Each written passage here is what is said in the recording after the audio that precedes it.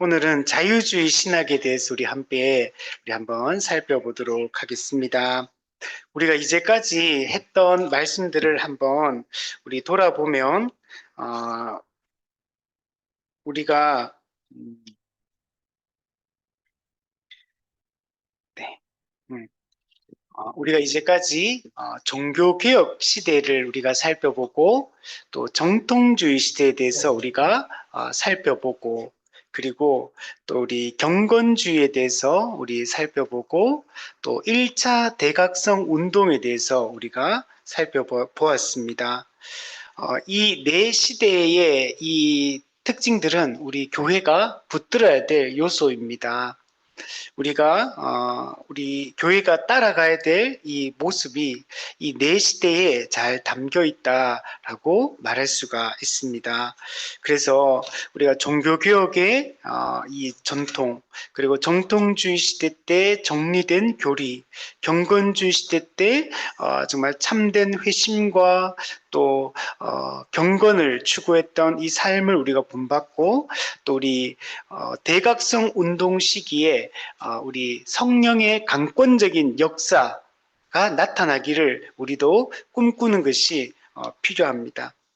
그래서 우리가 이 네 시대의 특징들을 잘 살피고 오늘날 우리가 꿈꾸는 성경적 교회가 어떤 교회인지를 잘 알아가는 것이 우리에게 매우 중요합니다. 우리 지난번에 살펴보았던 1차 대각성 운동 통해서 우리 경건주 시대처럼 사람의 이 신앙 훈련을 통해서 우리가 교회가 잘 세워지는 게 매우 중요한데, 그런데 이제 그것만이 아니라 성령의 강권적인 역사하심이 우리 가운데 필요합니다. 며칠 전에 우리 종교 그 호감도 조사를 했던 그걸 봤는데 작년에 기독교에 대한 호감도가 17%였습니다. 올해는 14%로 떨어졌습니다. 그러니까 86%가 기독교에 대해서 부정적 생각을 가지고 있고 믿지 않는 사람들이 그리고 믿지 않는 사람들 중에 약 14%만이 기독교에 대해서 호감을 가지고 있다라는 이런 그 조사가 이렇게 CBS에서 조사를 했는데 발표가 되었습니다. 정말 우리가 정말 고민해야 될 이런 시기고 교회가 정말 복음으로 다시 돌아가고 참된 성경적 교회를 꿈꾸며 이 교회 4대 속성이 나타나는 교회 3대 표지가 바르게 시행되는 이런 교회, 우리 초대 교회가 보여주고 있고 또 우리 종교개혁 시대 때 우리 개혁가들이 보여주었던 이 교회의 모습들을 우리가 본받는 것이 우리 가운데 정말 필요한 그런 시기고 우리 사람의 회개와 성령의 강권적인 역사하심을 우리가 정말 그 부흥을 꿈꾸며 나아가야 돼. 정말 은혜가 필요한 그런 시대가 오늘 우리 시대라고 얘기할 수 있습니다.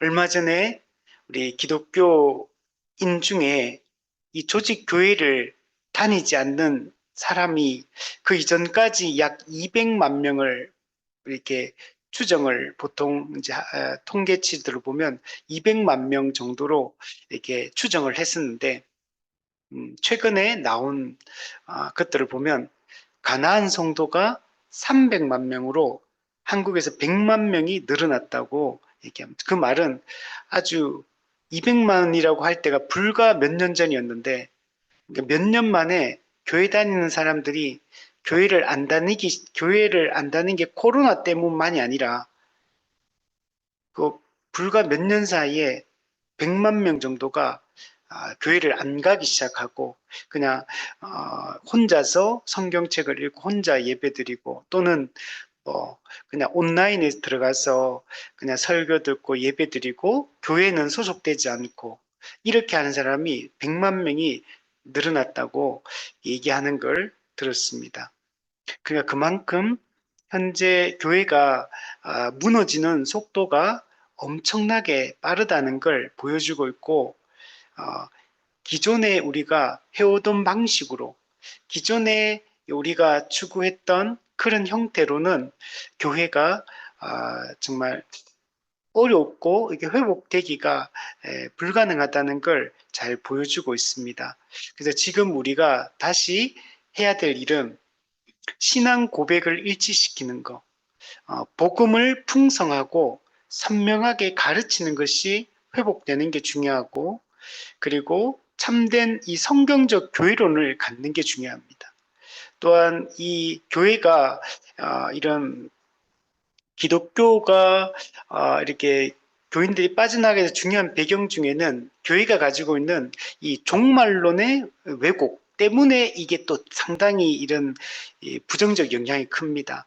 이 조금 기독교인 중에 좀 이상한 사람들, 이상한 목회자, 이상한 교회, 이상한 성도들을 대부분 다 어떤 사람들이냐면 이 왜곡된 종말론, 비성경적 종말론을 가르치는 교회, 이런 유의 사람들이 다 이상한 방향으로 흘러가게 됩니다.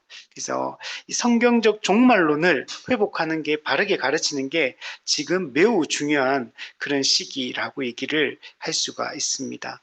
그래서 우리가 꿈꿔야 될 교회가 어떤 교회인가를 우리가 이 종교개혁 이후의 교회사를 우리가 공부하면서 확고하게 우리가 붙들어야 됩니다.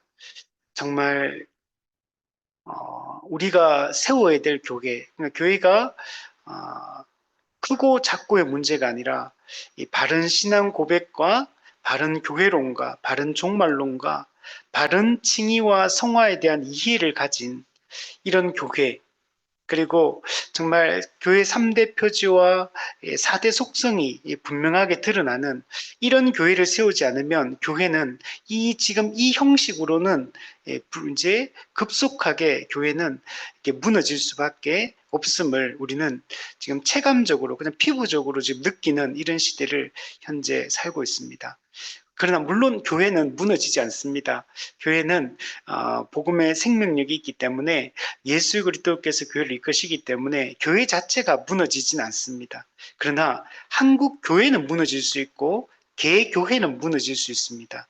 그래서 이제 우리가 정말 올바른 복음과 올바른 이 신학과 교리의 바탕을 둔 이런 걸 지금 우리 추구하고 정말 이 교회적 삶을 제대로 살아가는 이런 교회를 세우기 위한 이런 노력들을 우리가 해야 됩니다. 그래서 우리가 가야 될 길들을 우리가 살피기 위해서 우리가 종교개혁 이후의 기독교 역사를 지금 현재 살펴보고 있고, 우리는 이 종교개혁과 정통주의, 경건주의, 1차 대각성, 이게 우리가 어떻게 보면 붙들어야 될 이 교회의 모습이라고 할 수 있어요. 이제 오늘부터 우리가 살펴보게 될 이 자유주의, 그리고 이제 2차 대각성 운동, 그리고 이후에 있는 오순절 운동, 신정통주의, 신복음주의, 신사도주의, 이제 은사주의, 이제 이런 세대주의, 근본주의, 이제 앞으로 우리가 살펴보게 될 내용들은 물론 각 시대마다 그게 나오게 된 이 배경들을 살펴보면 되게 이해가 되는 게 많아요. 그래서 왜 그런 게 나올 수밖에 없었는지 이해가 되지만, 그러나 앞으로 살펴보게 될 내용들은 교회에 부정적인 영향력을 너무 많이 끼치는 이런 신학 사조들이 많습니다. 그래서 우리가 어떤 측면에서는 이것들을 보면서도 우리가 조금 이제 우리가 생각해야 될 지점들, 우리가 놓치지 말아야 될 부분들, 또 우리가 강조하고 붙들어야 될 부분도 분명히 있기는 있지만, 그렇지만 대부분 내용들이 정말 비성경적인, 그리고 우리가 경계하고 주의해야 될 이런 내용들이 대부분입니다. 그래서 현재 우리 한국 교회도, 우리 교회가 이런 이 종교교육 이후에 이 교회사 가운데 우리가 어떤 것들의 영향을 받아서 현재 이런 형태를 띠고 있는 겁니다. 그래서 교회가 설교 메시지의 내용, 그리고 교회가 평상시에 강조하는 강조점들, 이런 것들이 전부 다 이 교회사 가운데 나타났던 것에 영향을 받아서 다 나타나는 현상들입니다. 그래서 이 전부 다 새로운 건 없어요. 해 아래 새로운 게 있는 게 아니라 이미 나타났던 것들을 우리가 어떤 부분에 영향을 받으며 현재의 모습을 우리가 띠고 있기 때문에 이런 것들을 잘 살펴보는 것이 중요합니다. 우리 자유주의 오늘 우리 한번 살펴보면 자유주의 신학, 그러니까 우리가 정치적 자유주의를 얘기하는 게 아니라 신학적 자유주의, 자유주의 신학에 대해서 우리가 살펴보려고 합니다. 우리 자유주의 신학이 이렇게 나오게 된 그 배경 속에는 합리주의 세계관, 계몽주의 세계관, 이게 그 당시 유럽 사회를 휩쓸고 있던 사상입니다. 그리고 합리주의적인 이런 시대 사조, 이런 배경 하에 자유주의 신학이 등장을 하게 됩니다.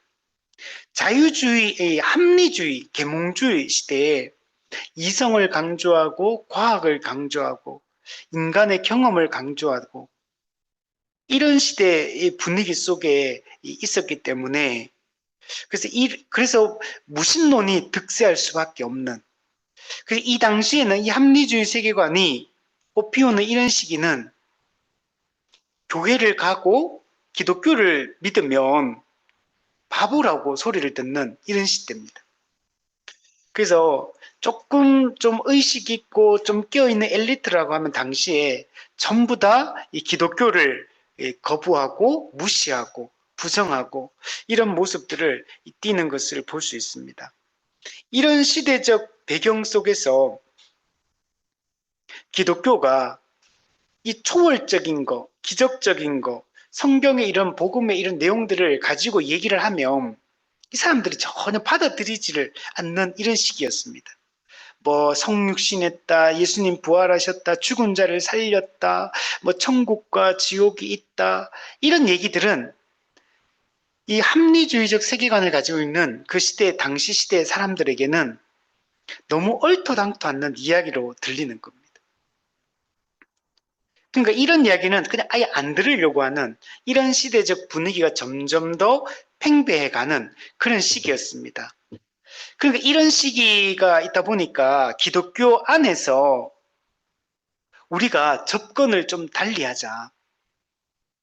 이런 합리주의적 생각을 가지고 있는 이 사람들이 이 성경의 가르침을 받아들이고 복음을 받아들일 수 있도록 우리가 접근해서 그들이 받아들일 만한 것, 그들이 하지 않을 만한 것, 이런 것들을 가지고 이제 접근을 하기 시작한 겁니다. 그러니까 처음에는 자유주의가 이게 시작된 게 무조건 나쁘다고는 볼 수 없어요. 오늘날도 마찬가지죠. 이 합리주의 세계관이 지금 세상 사람들 다 이렇게 사로잡고 있어요.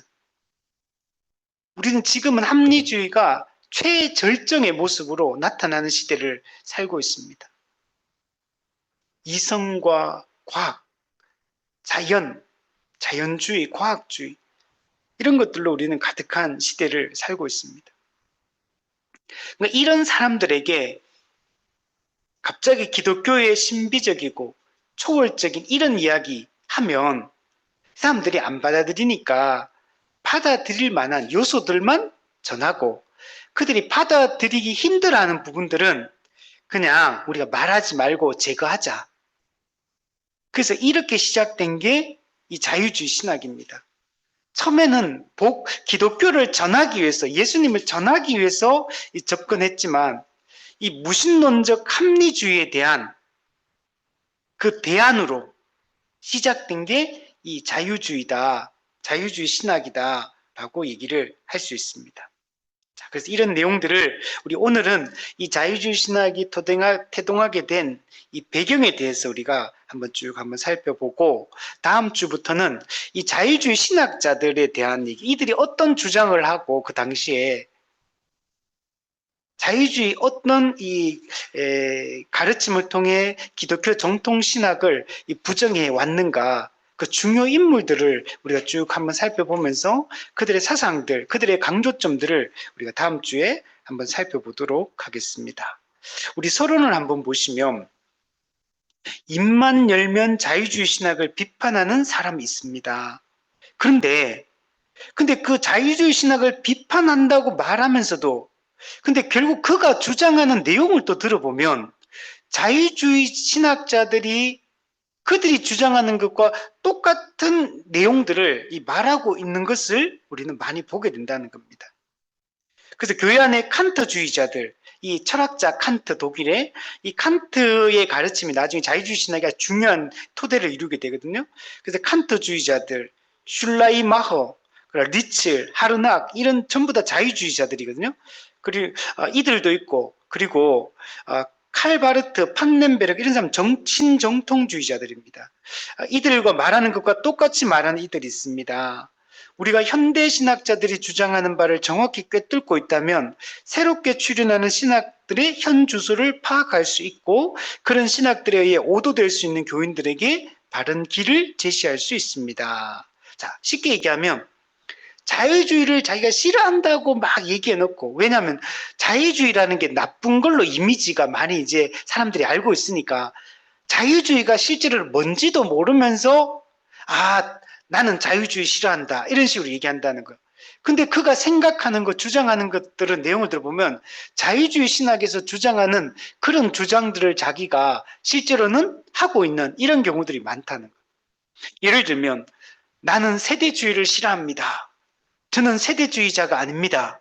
세대주의는 나쁜 것입니다. 이렇게 막 목회자가 얘기해 놓고 근데 설교를 들어보고 또 평상시에 하는 말들, 성경 해석을 보면 세대주의적 신학 성경 해석을 하고 있고 세대주의 주장을 하면서도 나는 세대주의를 싫어합니다. 이런 경우가 너무 많다는 거예요. 율법주의도 마찬가지죠. 저는 율법주의를 싫어합니다. 율법주의는 나쁜 것입니다. 그래 놓고 늘 하는 얘기는 율법주의적인 말들을 한다는 거예요. 신사도주의, 알미니안주의, 저는 그런 걸 반대합니다. 라고 해놓고 하는 사역을 보면, 하는 그 사역들이나 그 행동들을 보면 알미니안주의적이고 신사도주의를 따르고 있는 이런 경우가 많다는 거예요. 그러니까 이 말은 무슨 말이냐면 그게 뭔지도 정확하게 잘 모르면서 나는 그거 싫어한다. 이렇게 주장하는 목회자들이 주로 목회자들이 많죠. 아무래도 성도들도 그렇고. 그래서 우리가 이런 것들이 어떤 건지 우리가 어느 정도 우리가 자세하게는 알 수 없겠지만 그래도 큰 틀에서 어떤 건지를 알고 있어야지만 이런 것들을 우리가 잘 분별할 수 있고 우리가 바른 길로 교회를 이끌어 갈 수가 있는 것입니다. 그래서 이런 게 되게 중요합니다. 특히 목회자들도 목회자의 설교나 이 평상시에 말하는 내용들을 들어보면 이런 왜곡된 이런 신학 사상들을 가지고 있으면서도 사실은 자기가 그런 주장을 하고 있다는 사실 자체를 모르는 그 말은 사실은 그게 뭔지 자체를 본인도 모르는 거야.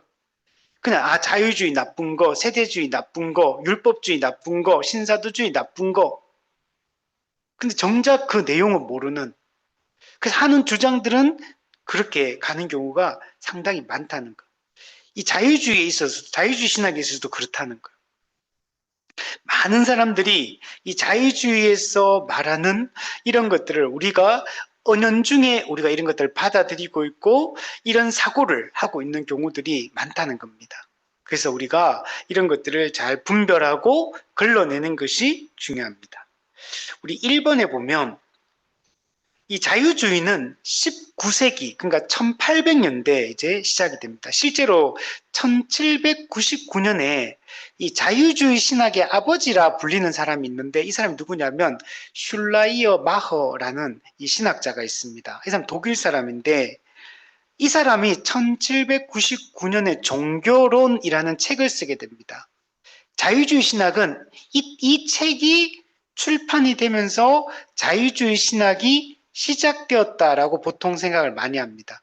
그러니까 1799년부터 이게 언제까지 하면 20세기 중반까지 그러니까 1900년 중반까지 보통 언제 끝났다고 생각하냐면 2차 세계대전이 끝났을 때 그때 이게 이 그 자유주의 신학도 이 강력한 영향을 끼쳤는데 이게 어느 정도 이제 약화되는 그 시점이 2차 세계 대전에 종식되면서 이제 자유주의 신학은 이제 힘을 잃었다라고 보통 말합니다. 그러니까 약 한 150년 정도 이 자유주의 신학이 상당히 영향을 많이 미쳤고, 특히 20세기 초반, 그러니까 1900년이 시작된 있던 그때부터 이제 끝날 때까지 이때 사실 정말 미국의 이 거의 주류 교단들, 이 당시 독일, 뭐 영국, 뭐 한국도 마찬가지고, 한국은 조금 이제 복음주의가 좀 강했는데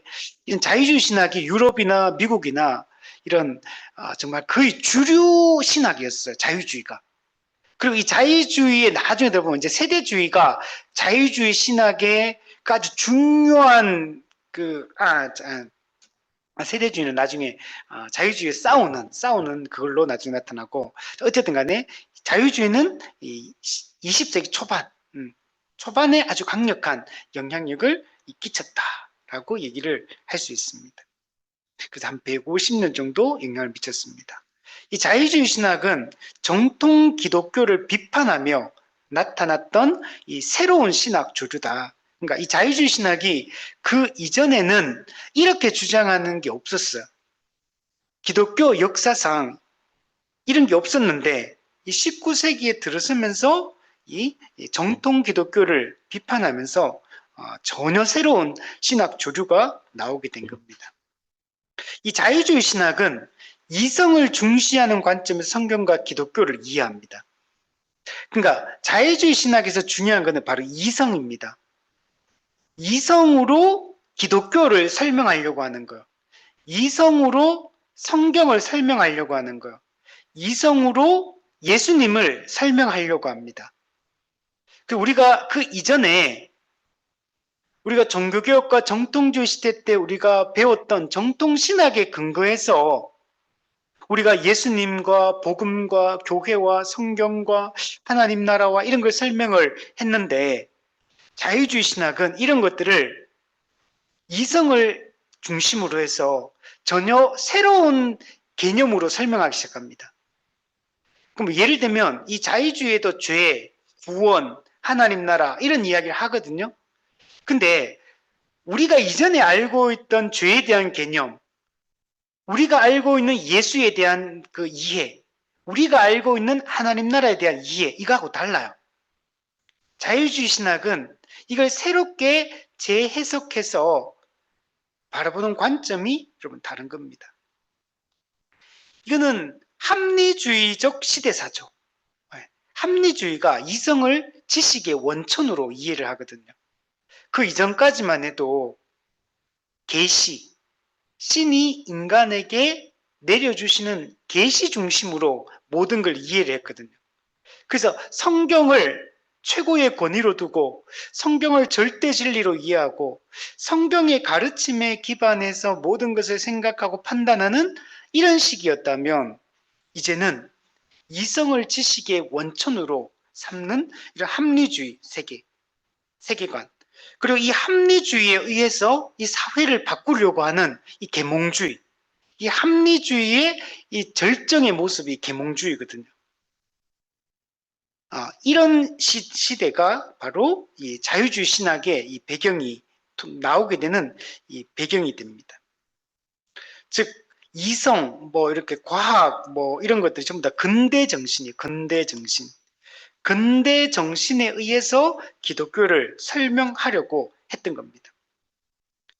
그래서 이 합리주의적 시대 사조, 이 분위기 속에 자유주의가 태동되게 됩니다. 그리고 과학이 발전하게 됩니다. 이 과학은 뭐냐면 합리주의의 산물입니다. 과학의 발전은 또한 합리주의를 더 강화시키는 방향으로 나아가겠습니다. 과학의 발전은 우리 사람이 계시가 아니라 이성을 선택한 것이 옳은 선택이었다는 걸 과학의 발전이 증명해주고 있다라고 이렇게 생각을 했습니다. 과학이 발전함으로 우리의 삶은 점점 더 나아지고 있고 점점 더 개선되고 있다. 이런 시대적 분위기였기 때문에 종교는 굳이 필요가 없는 겁니다. 이런 이성과 과학의 발전, 산업의 발전, 이런 것들이 막 이루어지고, 막 이 당시에 진보, 낙관, 이게 낙관론, 사회가 점점 좋아지고 점점 유토피아적인 이런 세상으로 사회가 점점 더 진보하고 발전할 것이라는 이런 생각들이 팽배해지기 시작합니다. 그리고 이때 신도 필요 없고 우리 인간의 이성만 있으면 되고, 그리고 과학이 있으면 종교도 이제 필요가 없는 겁니다. 그러니까 이런 시대를 살고 있으니까 사람들이 교회를 나가겠습니까? 하나님을 의지하고 교회를 나가고 이런 것들을 안 하겠죠. 이런 시대적 분위기였던 거예요. 이건 오늘날도 마찬가지잖아요. 오늘날도 사람들이 교회를 안 나가잖아요. 종교의 필요성, 하나님의 필요성, 성경의 필요성을 사람들이 몰라요. 근데 이 당시에도 이런 시대적 분위기였지만 이런 상황에서도 기독교가 필요하다. 이런 사회 분위기 속에서도 기독교가 필요하다라는 걸 말하고 싶은 거예요. 누가? 기독교인들이. 그러니까 이 사람들은 다 기독교인인 거예요. 근데 사회는 그 분위기가 그래요. 그러니까 우리가 점점 기독교가 설 자리를 잃어가고 있는 사회 속에서 이런 분위기였거든요. 근데 이런 분위기 속에서 이런 합리주의적 사회 분위기 가운데 여전히 기독교가 필요하다라는 걸 이야기하기 위해서 이 자유주의 신학이 태동된 겁니다. 여러분, 자유주의 신학이라고 해서 이상 기독교 자체를 부정하는 건 아니잖아요. 이들도 하나님을 믿으려고 하는 거고 교회를 세우려고 하는 거예요. 그런데 이제 접근법이 이 합리주의적 분위기이기 때문에 이 분위기 속에서 어떻게 기독교가 필요하다는 걸 드러낼 것이냐, 이제 이런 쪽으로 이제 관심을 갖게 되는 겁니다. 자, 그래서 밑에 보시면 사회에 도움이 되는 기독교의 도덕적 가치를 강조했다. 우리 이제까지는 절대 진리를 이야기하고 천국 복음을 이야기하고, 그죠? 이 세상에 존재하지 않았던 새로운 이상적인 이 사회인 하나님 나라를 이야기하고 이렇게 했는데 지금은 이 합리주의적 분위기 속에서 이런 걸 다 부정하거든요.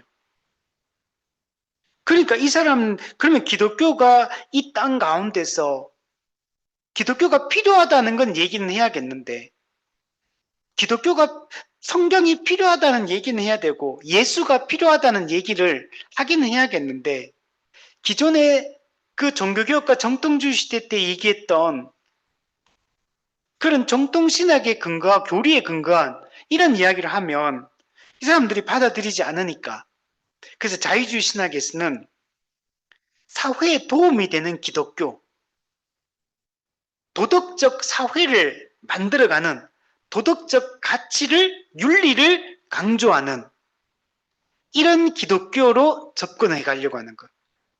그래서 여기서는 이 자유주의 신학에서는 이런 정의로운 사회, 평등한 사회, 공정한 사회, 이런 세상을 이런 세상을 만드는 걸 가치로 두는 거예요. 기독교가 해야 될 일은 그런 일을 하는 걸 통해 가지고 여전히 이 세상에는 기독교가 필요하다는 걸 어필하려고 하는, 이런 게 하나님 나라라고 이해를 하는 거예요. 이 사회가 점점 더 이런 도덕적 가치가 통용되는 이런 사회가 되는 게 이게 하나님 나라가 이루어지는 거라고 이들은 생각을 하고, 자유주의 신학에서는 초월적인 것들, 기적적인 것들, 신비적인 것들, 이런 요소는 다 제거해 버립니다. 그리고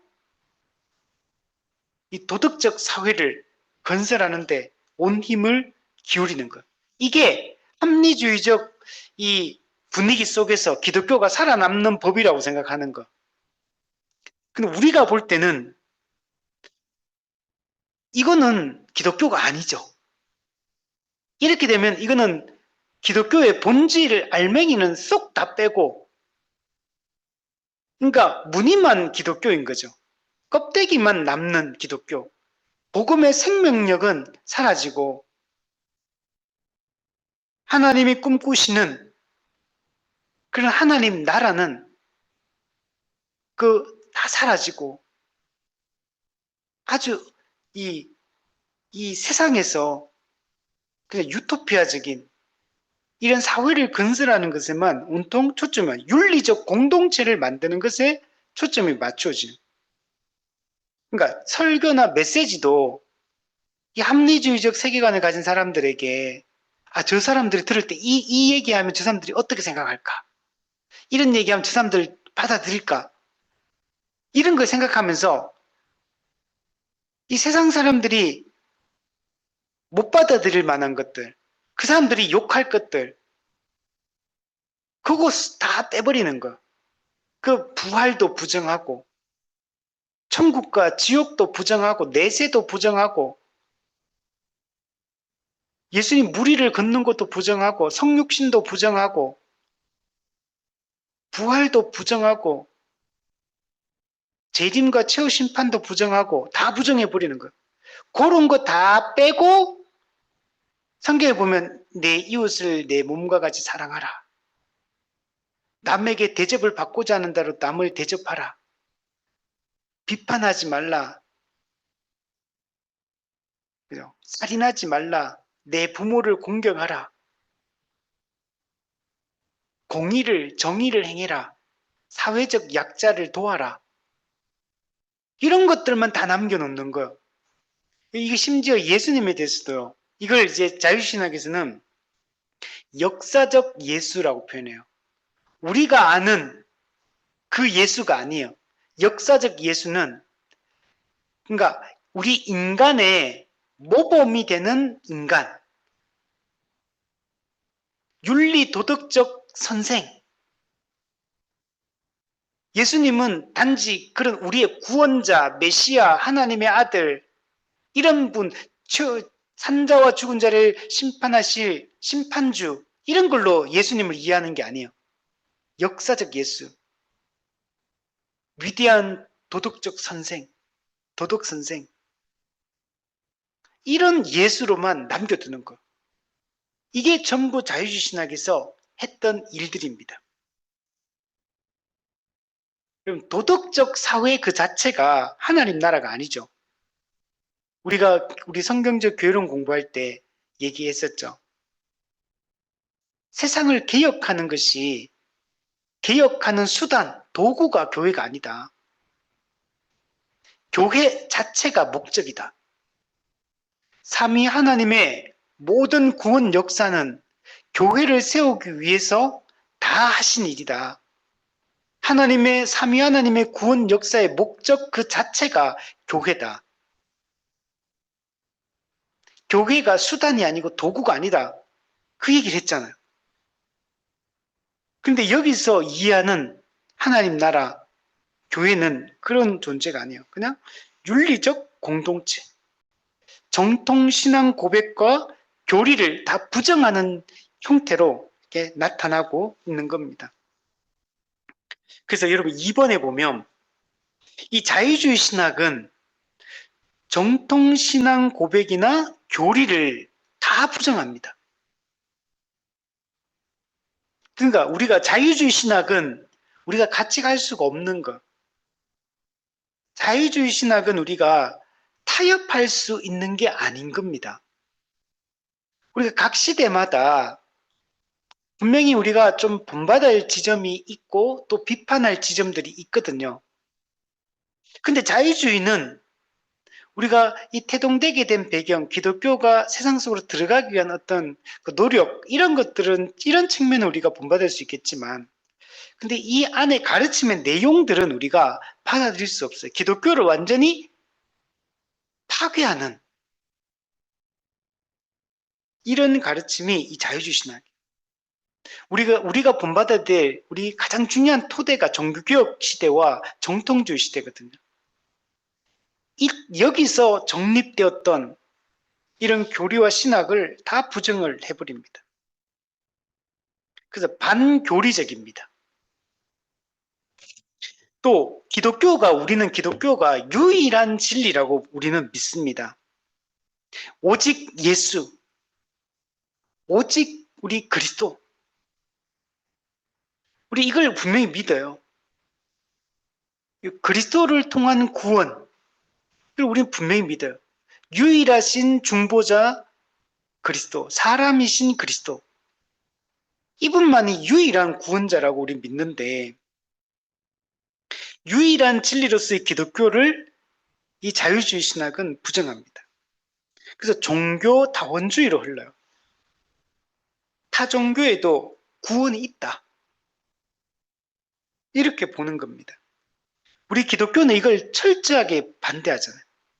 기독교는 세상 사람들에게 매우 독선적이고 배타적인 모습으로 비칠 수밖에 없습니다. 기독교는 오직 예수 이름 외에 다른 구원의 이름이 없다. 기독교 외에 참된 종교는 없다. 삼위 하나님 외에 참된 신은 없다. 오직 예수를 믿는 것만이 구원받는 유일한 길이다. 우리 이걸 분명히 말하잖아요. 근데 이걸 부정하는 겁니다. 또 예수님의 동정녀 탄생, 성육신, 부활, 기적 이런 초월성을 다 부정합니다. 합리주의적 이 시대 사조에 기독교가 맞추려고 하다 보니까 기적 같은 이런 초월성은 부정할 수밖에 없는 거예요. 사탄, 영혼, 천국, 지옥, 기적, 죽은 자를 살림, 성육신 다 부정할 수밖에 없어요. 이런 게 있으면 합리주의적인 이 시대 사조에 편성할 수가 없거든요. 기독교는 이걸 철저히 고수하는 거예요. 여기서 어느 하나라도 우리는 이 교리를 놓칠 수가 없는 겁니다.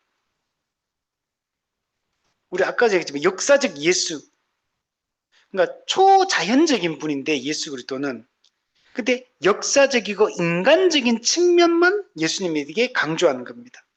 그러니까 여기서 예수님은, 이들이 볼 때 예수는 신이 아니에요. 위대한 윤리적 서성, 모범적 인간. 또 예수님의 가르침도 어떤 구원 없는 절대 진리가 아니고 사회 정의와 평등과 박애를 위한 선한 가르침. 근데 이렇게 다 생각을 하는 겁니다. 그래서 이런 자유주의 신학이 득세를 하게 되면 기독교의 신비적인 요소는 다 제거가 되는 겁니다. 나중에 이제 불투명한데 비신화와 신화적인 걸 다 없애버리는 거예요. 신적인 것들. 초월성이 약화돼요. 이 자유주의 신학을 따르면요, 신앙이 무조건 약화될 수밖에 없어요. 그래서 자유주의 신학은 교회가 성장이 안 됩니다. 자유주의 신학을 가르치면 사람들이 예수 믿고 영혼이 거듭나고 사람이 변화되고 이런 게 없어요. 교회가 자유주의 이 신학을 따르는 교회들이 보면 교회가 성장이 안 돼요. 교회가 크지 않습니다. 그래서 지금은 자유주의 신학이 한 150년 정도 그렇게 아주 막 주류처럼 이렇게 교단들에서 활동했지만 지금은 자유주의 신학이 다 약화됐습니다. 지금 그런데 강력한 영향력은 사라졌어요. 그리고 자유주의 신학을 이렇게 약화되었지만 그러나 이 뿌리가 아직 깊게 남아있어서 아직도 우리한테 영향을 미쳐요. 이런 것들이. 우리 보수적인 교단에 있는 이런 성도들은 우리는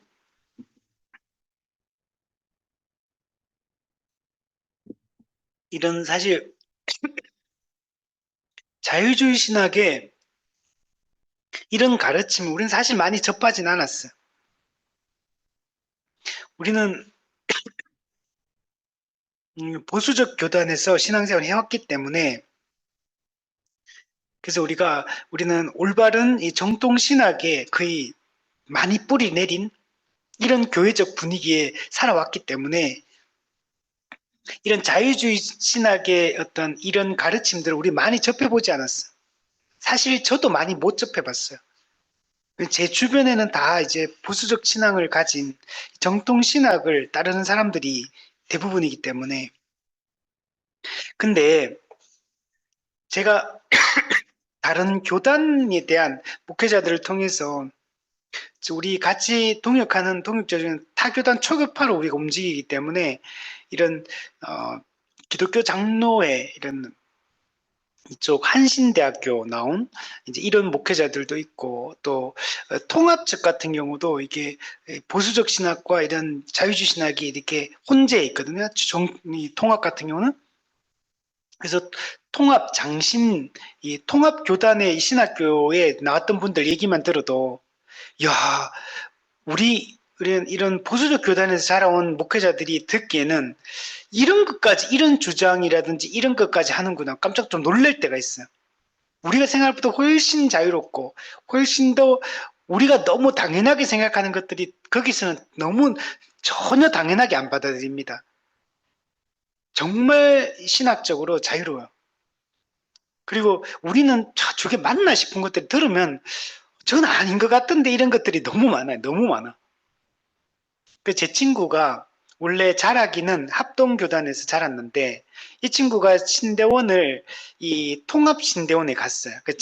이제 통합신대원에서 신학을 공부했는데 저한테 학교 다닐 때 몇 번은 했던 말이 나 이렇게 학교 다시 좀 자퇴하고 다시 신대원에 다시 가야 될 것 같다고 이 자기가 합동교단에서 자라온 청년 입장에서 자유주의 신학을 가르치는 이 교단에서 이런 것들을 접하니까 진짜 동의가 안 되고 이게 정말 너무 힘들다고 이런 얘기를 몇 번이나 했었거든요.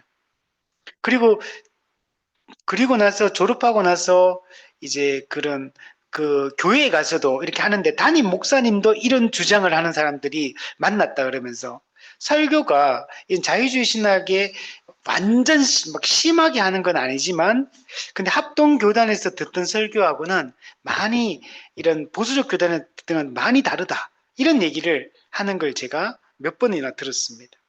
그만큼 많이 차이점이 있다는 겁니다. 그래서 우리는 이런 것들을 잘 붙드는 게 매우 중요합니다. 그리고 맨 밑에 보면 진화론 등의 과학이라는 틀 안에서 신학 작업을 한다. 네. 우리 1859년에 영국의 찰스 다윈이 종의 기원이라는 책을 씁니다. 그죠? 생물 그 종이 세대를 거치면서 환경에 적응하기 위해서 이 변이를 축적하게 돼. 이 변화된 거죠. 그래서 그러면서 점점 더 진화한다. 이런 진화론을 주장을 했습니다. 그래서 이 자유주의 신학도 이 진화론과 같은 이런 과학주의, 과학으로 모든 걸 설명할 수 있다는 이런 생각들, 이런 틀 안에서 신학 작업을 합니다. 왜냐면 이 자유주의 신학은 초자연적인 다 부정해 버렸거든요. 그러면 과학주의, 자연주의가 남게 돼요. 물질적인 것들. 그리고 과학으로 모든 걸 이성과 과학으로 모든 걸 설명하려는 이 시도들. 이게 심지어 성경도 이런 식으로 봐요. 우리는 성경 66권을 절대 진리로 보잖아요. 근데 이들은 안 그렇습니다. 문서 비평, 성경 비평, 편집 비평. 성경은 그 인간의 저작이요. 하나님의 성령의 영감, 그리고 오류가 없는 하나님의 정확무원 말씀 이렇게 안 봐요. 인간 저작. 그리고 이걸 편집해 놓은 거야. 편집. 그래서 무슨 문서, 제2 문서, P 문서 이러면서 이 사람이 쓴 걸 막 모아가 편집해 놓은 게 지금 현재 성경책이라고 보는 거야. 그러니까 이 성경 전체를 진리로 보는 게 아닙니다.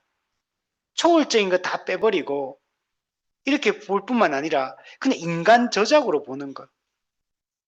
그러니까 성경관 자체가 달라요. 이들은 절대 진리로 최종 권위로 보지 않습니다.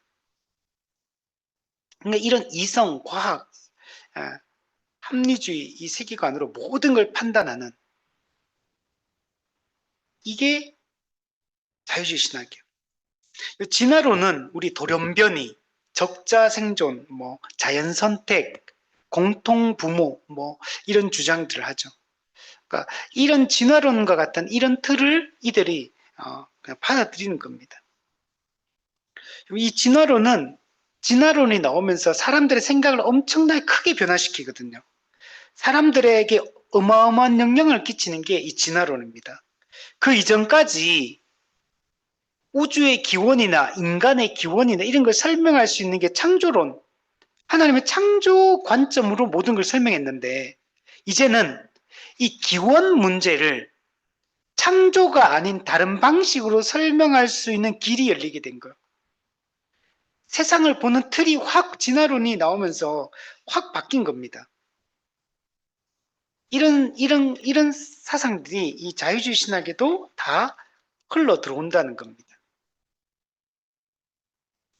우리 3번에 보면 조금 전에 잠깐 얘기하긴 했는데 성경 계시의 권위 그리고 성경의 충분성 또는 충족성 이런 걸 다 부정합니다.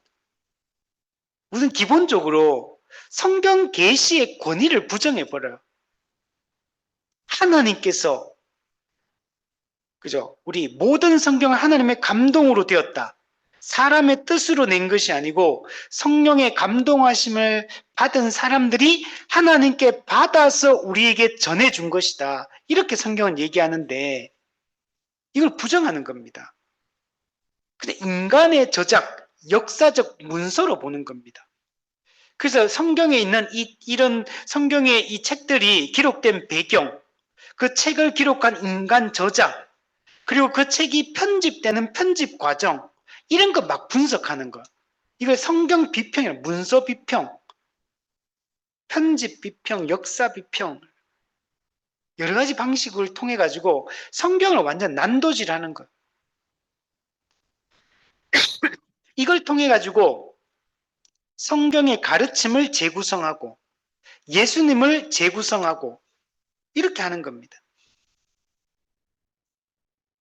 그러니까 합리주의적 세계관에 영향을 받다 보니까 초자연증을 배제하는데 성경을 대하는 태도에 있어서도 이게 그대로 지금 나타나고 있는 겁니다. 그래서 하나님의 살아있는 하나님의 오류가 없는 정확무원 하나님의 말씀 이렇게 보지 않는 겁니다. 성령의 영감에 의해서 완전하게 기록되었다 부정하는 겁니다. 완전 영감설, 무호성, 충분성 다 부정하는 것. 오류가 있어요. 성경에는 오류가 있어요. 오류가. 다 성경 말이 다 맞는 게 아니라고 보는 겁니다. 그리고 인간의 이성을 의지하여 신학을 전개한다. 인간의 이성으로 성경도 다 설명할 수 있고 인간의 이성으로 기독교도 다 설명할 수 있고 인간의 이성으로 하나님도 다 설명할 수 있다고 이들은 보는 겁니다. 그러니까 이제 우리가 같이 갈 수 있는 사람들이 아닌 겁니다. 그러니까 이게 아까도 이제 죄, 구원, 뭐 하나님, 종말, 하나님 나라 뭐 이런 거 전부 다 자기 입맛에 맞게끔 다 그냥 가공해가 설명해 버려요. 성경에서 말하는 죄의 본질, 죄를 그렇게 안 보는 거예요. 죄는 질병이다. 뭐 이렇게 보는 거. 죄는 형법적인 것이다. 이렇게 보는 거. 구원이라는 것도 이들이 내세에 이런 거 천국 지옥을 부정하기 때문에 구원받는다는 개념이 우리가 지금 이미만 하나님 나라 들어가고 영원한 완성된 하나님 나라 들어간다 이런 개념이 아니에요. 이들은. 그러니까 완전히 다른 겁니다. 그래서 이 자유주의 신학이 앞서 얘기했듯이 1799년 슐라이마의 종교론이 기록되면서 시작이 되고 그리고 2차 세계대전이 끝날 때까지 20세기 중반까지 약 150년 정도 득세를 하게 됩니다.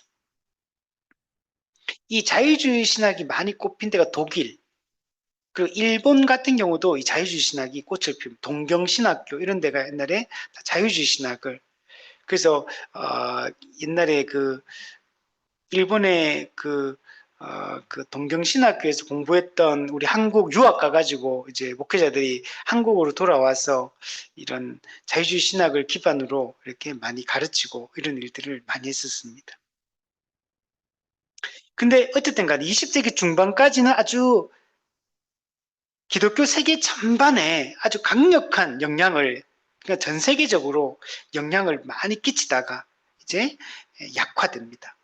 이 자유주의 신학이 이렇게 막 득세할 때 여기서 이제 이 자유주의 신학의 이 길을 꺾으려고 나섰던 사람이 있는데 그게 뭐예요? 신정통주의. 나중에 이제 우리 공부하게 될 텐데 앞으로 신정통주의 유명한 인물이 신학자가 칼 바르트. 이 신정통주의가 자유주의 신학의 이 강력한 흐름을 끊으려고 도전하면서 신정통주의잖아요. 그러니까 정통주의로 돌아가려고 노력했던, 그러나 이제 원래 역사적 그 정통주의로 돌아가진 않고 또 신정통주의도 또 약간 왜곡이 돼요. 또 왜곡이 돼가지고 또 이상한 주장들을 또 하게 됩니다. 그러나 어쨌든 신정통주의는 자유주의 신학에 맞서 싸우기 위해서 일어났던 거예요. 그래서 자유주의 신학을 꺾는데 어떤 일정 기여를 많이 했던 게 신정통주의고. 자, 근데 지금은 앞서 얘기했듯이 자유주의 신학이 지금은 많이 이제 약화된 상태입니다. 지금은 별로 신학의 주류 신학이 아니에요. 지금은 약화된 상태. 그러나 아직도 자유주의 신학은 뿌리를 아주 명맥을 쭉 계속 이어가요. 계속 이어가고 그것도 상당히 우리에게도 끼치는 영향이 아직은 아주 강력하진 않지만 우리 뿌리 속에 아직 이 자유주의 신학의 영향이 남아있다라고 얘기할 수 있습니다. 그러니까 우리는 이 얘기를 하면 이 보수적 교단을 잘한 사람들은 이게 동의가 잘 안 되는 거예요. 왜냐면 우리는 보수적 교단 이런 얘기 별로 안 하기 때문에 그나마 우리는 이런 것들 별로 못 들어본 거예요. 근데 저도 이게 뭐 잘은 모르지만 제가 이제 유튜브에서 우리 초급파적으로 활동하는 기독교 유튜버들이 많이 있거든요. 그래서 그분들 신학 이런 논쟁도 하고 이렇게 토론도 하고 또 막 어떤 강의 주장 이런 것들도 있거든요. 그래서 그런 것도 한 번씩 들어봐요. 일부러 이렇게 들어보면 이제 근데 제가 이제 듣다 보면 와, 나는 한 번도 생각해보지도 않았던 이야기들을 너무 많이 하더라고요. 야, 나는 완전 이쪽 한쪽에서 이런 얘기만 맨날 하고 있었는데 이 반대편에는 우리하고는 전혀 다른 종류의 신학 이야기를 하고 있는 거. 전혀 다른 종류의 개념들을 가지고 이제 이야기를 하고 있으니까 제가 듣다 보면 저는 처음 듣는 얘기가 많더라고요. 난 한 번도 생각해 본 적도 없고 책에서도 그런 거 가지고 별로 본 적도 없고 왜냐면 그런 종류의 책을 안 읽으니까. 그러니까 그런데 이쪽에는 전혀 다르게 생각하고 전혀 다른 이야기들을 하고 있구나. 이런 걸 느낄 때가 많아요. 그리고 이 자유주의 신학을 하시는 분들이 이 보수적인 교단에 이런 신학을 하는 이제 이런 우리를 보면요. 정말 답답하게 생각해요. 완전 우리를 꼴통 보수, 이렇게 그냥 꽉 막힌 사람들, 답한 사람들, 융통성이 없는 사람들, 이렇게 봐요. 이렇게 평가합니다. 아직도 저런 이 꼴통 신학에 지금 아직도 매몰돼 있어가지고 참 눈이 안 열려가지고 아직 그 봐야 될 걸 못 본다 이런 식으로 얘기합니다. 진짜. 음. 그러니까 이제 이게 재밌죠. 그래서 그러니까 우리는 올바른 걸 우리는 또 추구하고 우리가 옳다 하는 것들을 우리가 붙드는 게 중요합니다. 우리 이번에 시대적 배경, 사상적 배경을 한번 보면 시대적 배경, 이 자유주의 신학이 우리 19세기, 20세기 중반까지라고 했잖아요. 그래서 이 18세기 중반부터 이제 영국에서, 유럽에서 이 산업혁명이 일어나게 됩니다. 이 산업혁명이라는 이 시대적 상황 속에서 이 자유주의 신학이 또 꽃을 피우게 됩니다. 이 당시 사람들은 이성을 의지함으로 사회가 진보하고 발전한다. 이런 생각들을 가지고 있었어요. 그래서 점점 더 진보하고 발전할 거라는 이 낙관주의적 사조를 가지고 있었거든요. 유럽 사회가 가지고 있었던 이 낙관론이 언제 깨지냐면 1차, 2차 세계대전을 겪으면서 낙관론이 깨집니다.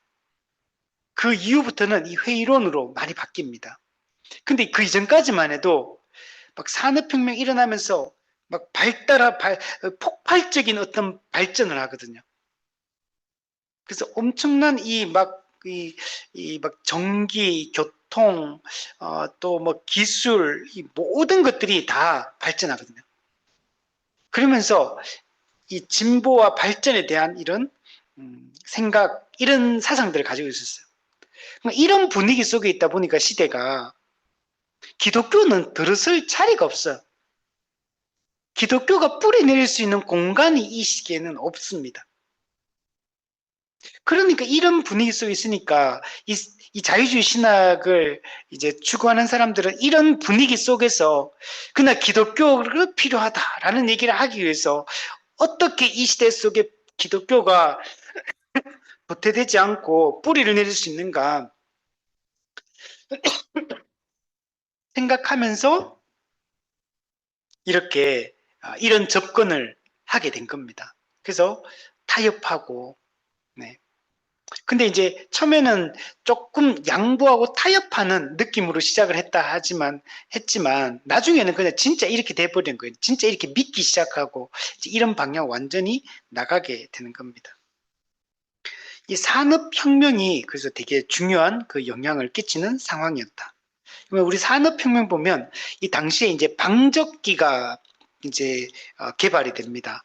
방적기 그 이제 그 천 짜는 거 있잖아요. 천 짜는 거, 섬유, 방적기. 그러니까 수작업에서 이제 기계화로 바뀐 거. 그래서 섬유 산업이 비약적으로 발전을 하게 됩니다. 또 이게 발전하게 된 중요한 게 증기기관이 또 이제 생기게 되죠. 그 이전까지는 다 사람의 힘, 동물의 힘으로 다 했는데 이 산업화에 이 동력이 이제 생긴 거예요. 증기기관. 그래서 산업화가 가속이 되게 됩니다. 방직, 철강, 운송, 교통 모든 면에서 사회에서 이 증기기관으로 말미암아 엄청난 사회의 속도가 이제 자리 잡게 된 겁니다. 속도가 엄청 빨라지기 시작해요. 속도가 빨라지잖아요. 그러면 정보가 공유가 빨리 이제 이루어지거든요. 옛날에는 이게 막 유동인구가 별로 없으니까 기술이 있고 정보가 있어도 이게 유통이 안 되는데 이제는 이제 멀리 빠르게 이제 갈 수 있으니까 정보가 빨리빨리 이제 교환이 되는 이런 사회가 됩니다. 그리고 이제 점점 이게 도시화되고 산업화되고 막 그러다 보니까 이제 점점 전문화되고 분업화되고 또 개인화되고 이런 사회적 현상이 나타납니다. 도시화되고 자본주의 체제가 확립되기 시작하고 교통과 통신이 발전하고 또 전기에 또 이게 전기 때문에 에너지가 이제 생기게 되죠.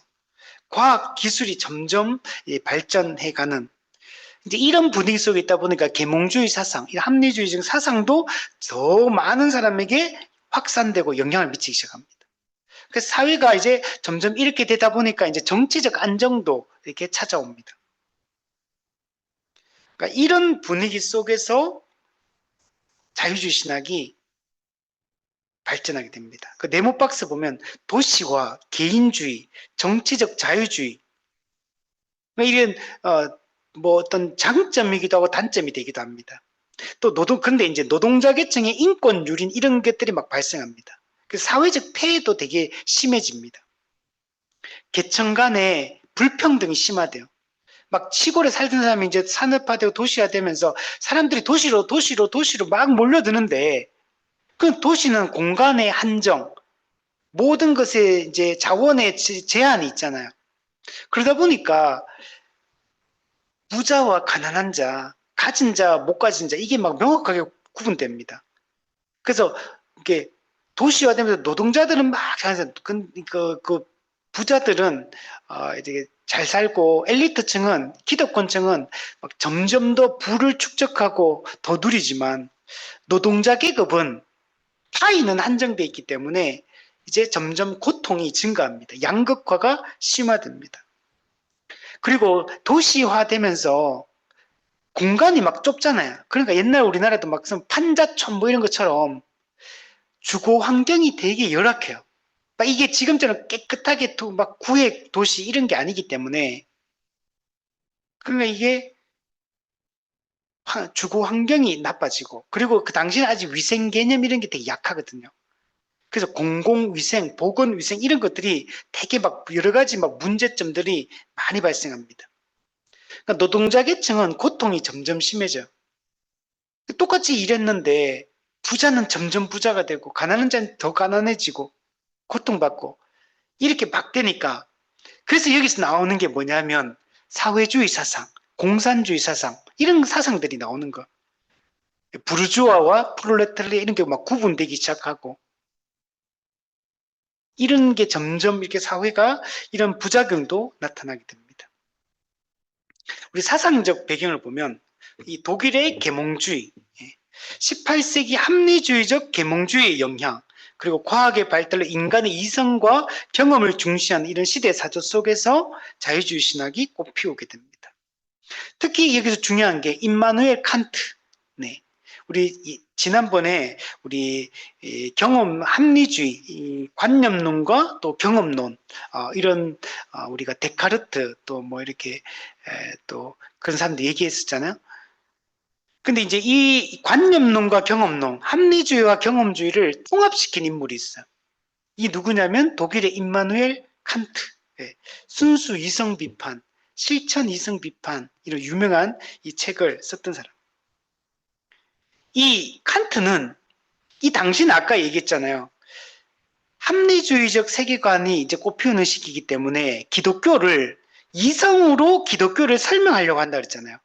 그러니까 합리주의적 기독교, 합리적으로 이성적으로 이해되는 기독교 이제 그렇게 이제 설명을 하려고 했거든요. 근데 이게 기독교라는 게 이성만으로 설명이 안 되는 겁니다. 이성을 뛰어넘는 뭔가가 있는 거. 그래서 사람들이 막 고민했는데 이걸 답을 못 찾았는데 이 임마누엘 칸트가 기독교는 이성만으로 다 설명할 수 없다. 그럼 어떻게 기독교를 그럼 이성이 아니고 뭘로 설명할 수 있느냐? 도덕으로 설명할 수 있다. 도덕. 그래서 이 순수 이성 비판에서는 이런 이성을 강조하는데 이 실천 이성 비판에서는 도덕을 그래서 임마누엘 칸트가 강조를 합니다. 기독교는 이성이 아니라 도덕으로 설명해야 된다. 쉽게 얘기하면 인간의 마음에는 우리가 이렇게 해야 된다. 이게 올바른 것이다. 이게 정당한 것이다. 이런 관념을 가지고 있다는 거. 이거는 잘못됐다. 이렇게 하는 게 옳다. 사람들의 마음속에 이런 도덕관념을 사람들은 가지고 있다는 거. 그래서 기독교가 종교가 설 자리는 어디냐? 이성의 영역에서 기독교가 종교가 서는 게 아니라 이 도덕의 이 자리에 여기에 종교가 설 자리가 있다. 그래서 기독교를 도덕으로 설명을 하려고 합니다. 그래서 이 기독교가 이 땅에서 잘 세워지는 건 어떤 거냐면 이 도덕적 의무, 이 윤리적 의무 이걸 잘 실천하는 데 있다. 그래서 우리가 이 도덕적 의무를 잘 실천하면 좋은 사회가 성숙하고 건강한 사회가 만들어진다. 그게 하나님 나라다. 우리는 이 땅에 그래서 임마누엘 칸트가 하나님 나라를 얘기를 많이 해요. 하나님 나라를 세우자. 그러니까 하나님 나라는 성경에서 얘기하는 이런 하나님 나라가 아닌 겁니다. 윤리적 공동체, 도덕적 사회 이게 하나님 나라인 거예요. 그래서 종교가 설 자리는 이 도덕에 있다. 이렇게 본 겁니다. 자유주의 신학은 이 칸트의 주장을 그대로 다 받아들입니다. 그래서 자유주의 신학에 있어서 그 사상적 뿌리로 들어가면 이 칸트의 이런 사상들이 녹아 있습니다. 근데 여기는 초월성은 없어요. 그 다 이제 이성과 도덕으로 다 설명하는 것들이에요. 그래서 여기 이런 주장들을 하게 돼요. 이런 배경 속에 자유주의 신학이 세워졌다. 밑에 보면 계몽주의를 정점에 올려놓은 철학자로서 이성의 합리성 안에 기독교를 위치시키고 도덕 중심의 하나님 나라를 강조했다. 자, 그리고 밑에 보면 17, 18세기 경건주의도 이 자유주의 신학에 영향을 미칩니다. 그리고 18세기의 낭만주의, 우리 시대 사조 중에 이런 합리주의, 계몽주의, 이 계몽주의를 반대하면서 나온 사조가 뭐냐면 낭만주의입니다. 이런 경건주의와 낭만주의, 이 낭만주의와 경건주의는 좀 되게 연결돼 있어요. 이게 자유주의 신학이 태동되는데 또 중요한 역할들을 하게 됩니다. 이 우리 아까 그 자유주의의 아버지가 슐라이어 마흐라고 했는데 이 슐라이어 마흐가 어느 대학교 출신이냐면 독일의 할레 대학교 출신입니다. 우리 지난번에 경건주의 할 때, 루터파 경건주의 할 때 이 할레 대학은 이 경건주의의 중심 대학이거든요. 루터파 경건주의의 어떤 중심지가 할레 대학이거든요. 이 할레 대학을 중심으로 경건주의가 이제 막 세워지게 되거든요. 이 슐라이어 마흐가 바로 이 할레 대학 출신입니다. 즉, 이 슐라이어 마흐는 이 경건주의의 영향을 받은 거예요. 이 경건주의의 영향을 받아서 자유주의 신학의 아버지가 된 겁니다. 여러분, 우리 그 경건주의 이전에 정통주의 시대 때는 뭘 강조했습니까? 이 교리를 정립하고 정확하게 우리가 믿는 성경적 교리를 이게 논쟁과 토론과 연구를 통해서 이걸 정립하는데 온통 힘을 기울인 게 정통주의예요. 그 정통주의는 올바른 이 신학과 교리를 정립하고 가르치고 교회를 굳건하게 세우는데 이게 온통 힘을 기울였어요. 근데 이 정통주의가 이제 가다 보니까 나중에는 너무 또 형식주의로 좀 빠지는 경향이 있었거든요. 죽은 정통이 되버린 죽은 정통. 교리와 신학은 있는데 삶은 없고 거룩은 없고 알맹이 빠진 껍데기만 남아있는 우리 소아시아 7교회 중에 에베소 교회가 이런 교회거든요.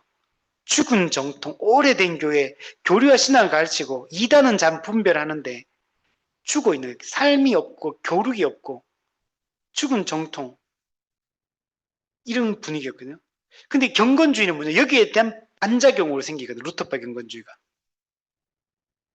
이 형식주의를 정통주의의 형식주의를 타파하고 이제 정말 개인의 어떤 직접적인 하나님과의 만남, 개인적이고 인격적인 그리스도의 교제, 교리를 아는 것보다, 교리를 가르치는 것보다 정말 인격적으로 하나님 만나고 체험하고 또 그 신앙적 감정을 경험하고 정말 살아있는 이런 뜨거운 신앙, 이런 걸 추구했던 게 경건주의거든요.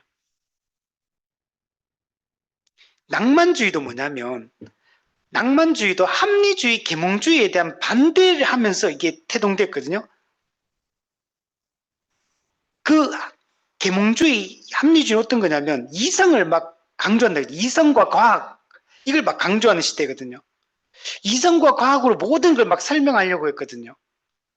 근데 여기에 반대하는 사람들이 생긴 거예요. 이성과 과학으로 다 설명할 수 없는 부분이 있다. 예를 들면 예술을 그걸 갖다가 미술, 예술, 음악 뭐 이런 걸 그걸 갖다가 이성과 과학으로 어떻게 설명합니까? 그러니까 이런 것처럼 그래서 다 설명할 수 없다. 그래서 이 사람들도 이 낭만주의자들 뭘 강조하냐면 내적인 체험, 감정, 또 자연주의, 자연으로 돌아가죠. 자연, 뭐 이런 걸 막 강조하거든요. 그래서 이 지금 경건주의, 체험 감정, 낭만주의, 체험 감정, 이성보다는 체험 감정. 그러니까 이 경건주의와 이 낭만주의가 경건주의는 이 종교적인 종교적 사조고 낭만주의는 이제 일반 역사적 사조인데 근데 이 두 개가 이게 통하는 구석이 있는 거죠.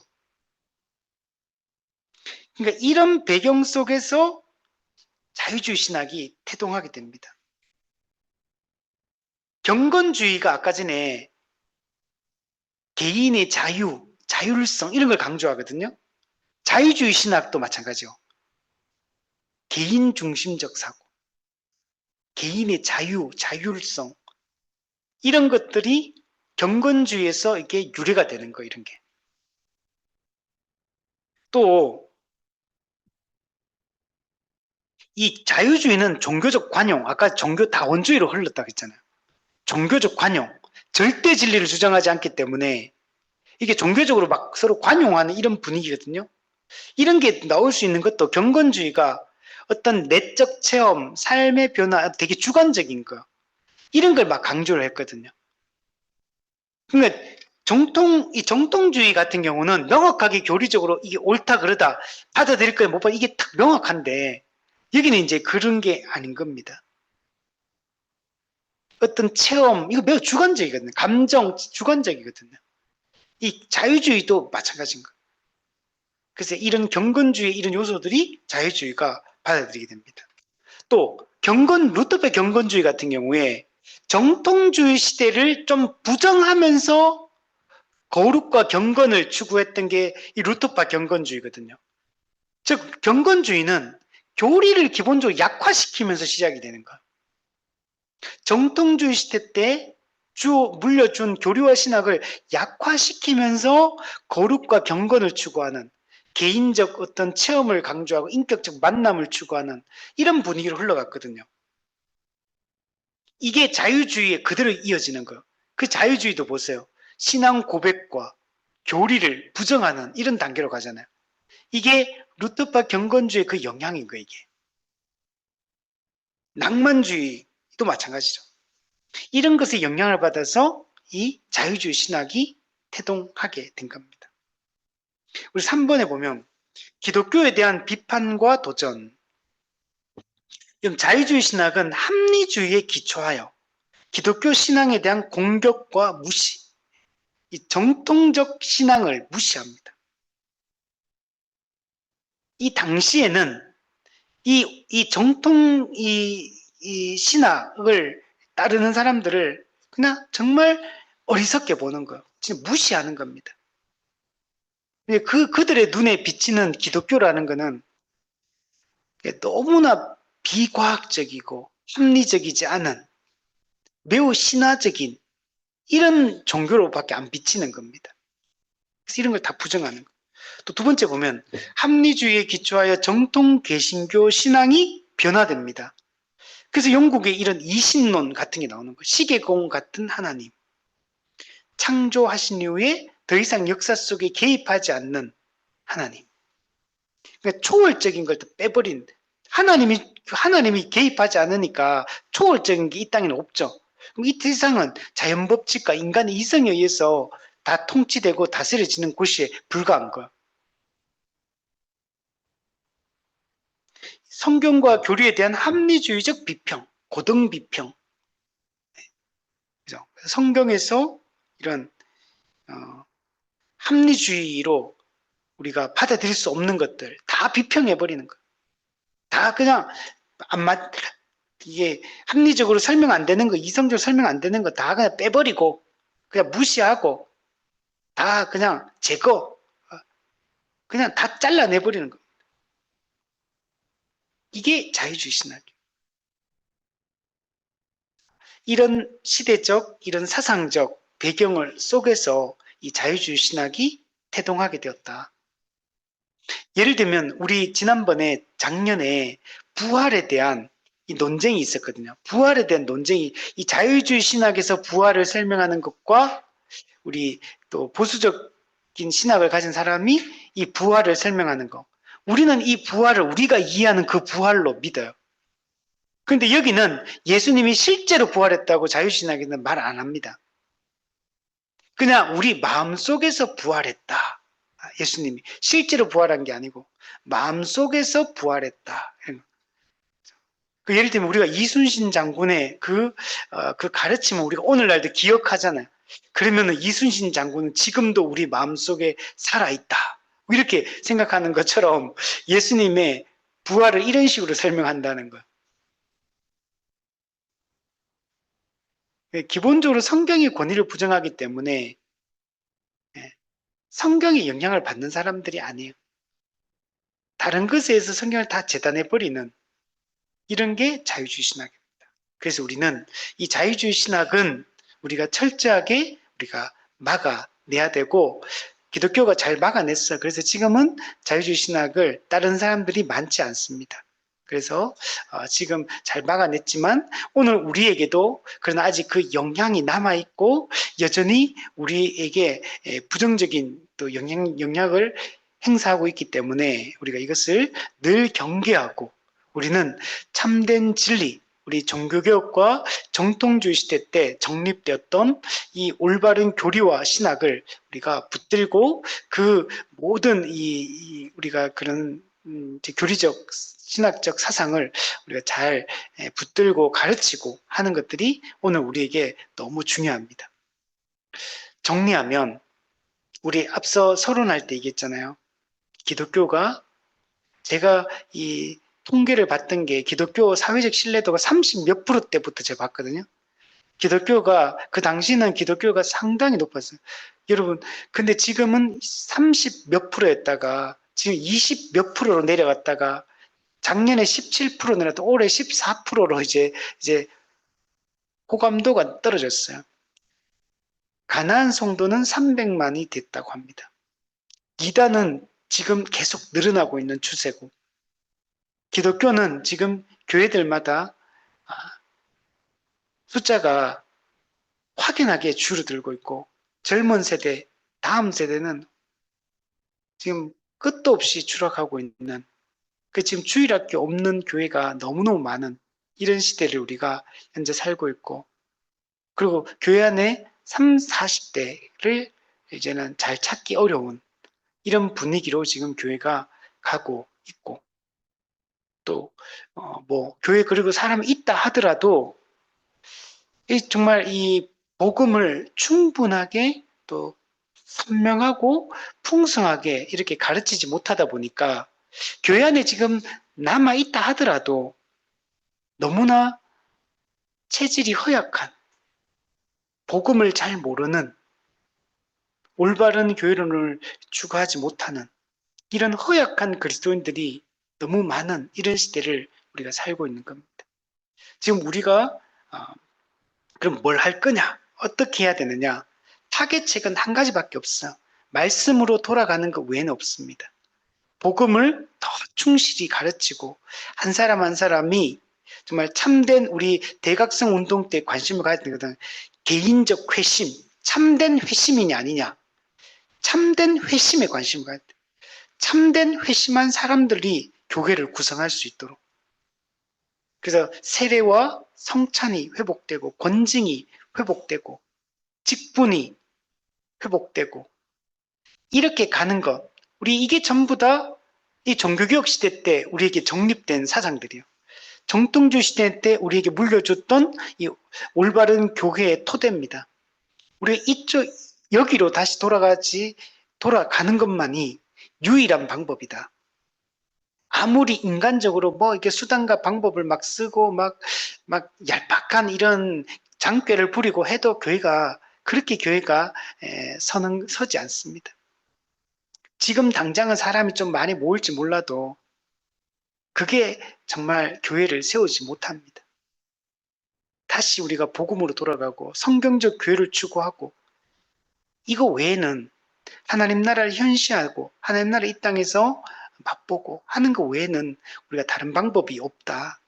우리가 정말 이 땅의 모든 교회가 정말 이런 올바른 이 방식으로 교회를 세워나가는 모든 교회가 되었으면 좋겠습니다.